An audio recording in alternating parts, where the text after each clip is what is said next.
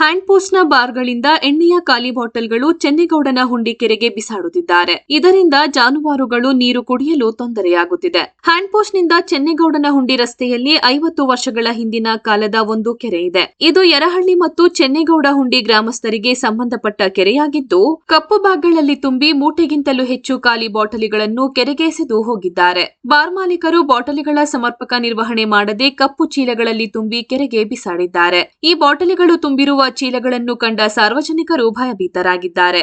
ಜಾನುವಾರುಗಳು ಕುಡಿಯುವ ನೀರಿಗೆ ಖಾಲಿ ಬಾಟಲಿಗಳನ್ನು ಎಸೆದು ಹೋಗಿದ್ದು, ಈ ಬಾಟಲಿಗಳು ಕೊಳೆತು ಕೆಟ್ಟ ವಾಸನೆ ಬರುತ್ತಿದೆ.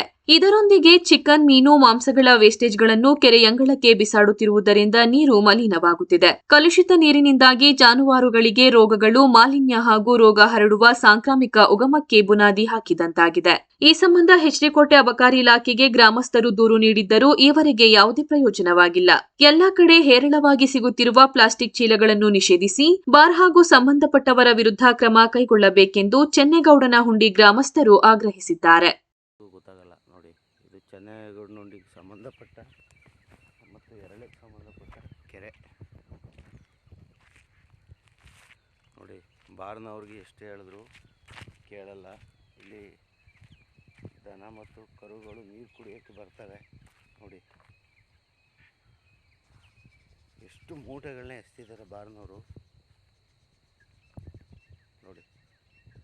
ಇದು ಕೆರೆ ಅಂದ್ಕೊಂಡವರು ಇಲ್ಲ ಕೊಳಚೆ ಪುರಸಭೆಯಿಂದ ಬರೋವಂಥ ಗಾಡಿಗಳಿಗೆ ಹಾಕ್ಬೇಕು ನೋಡಿ. ಎಷ್ಟು ಮೂಟೆಗಳನ್ನ ಎಸ್ತಿದ್ದಾರೆ ನೋಡಿ. ಯಾರನ್ನಾರು ಹೊಡೆದು ಇಟ್ಬಿಟ್ರೂ ಗೊತ್ತಾಗಲ್ಲ ಇಲ್ಲಿ. ಆ ಥರದ ಪರಿಸ್ಥಿತಿ ಆಗಿದೆ. ದಯವಿಟ್ಟು ಇವ್ರಿಗೆ ಹೆಚ್ಡಿಕೋಟೆ ಅಬಕಾರಿ ಇಲಾಖೆಯಿಂದ ಎಲ್ಲ ಬಾರ್ನವ್ರಿಗೂ ಒಂದು ನೋಟಿಸ್ ಕೊಡಬೇಕು ನೋಡಿ. ಎಲ್ಲರೂ ನೋಡಿ ಭಯ ಆಗಬೇಕು. ಆ ಥರ ಮೂಟೆಗಳು ಎಸ್ತಿರೋದಿಲ್ಲ. ದಯವಿಟ್ಟು ಇದಕ್ಕೆ ಹೆಚ್ಡಿಕೋಟೆಯ ಬಾರ್ನ ಓನರ್ಗಳಿಗೆ ಇಲ್ಲ ಬಾರ್ಗೆ ಸಂಬಂಧಪಟ್ಟ ಅಧಿಕಾರಿಗಳು ದಯವಿಟ್ಟು ಇದಕ್ಕೆ ನೋಟಿಸ್ ಕೊಡಬೇಕು.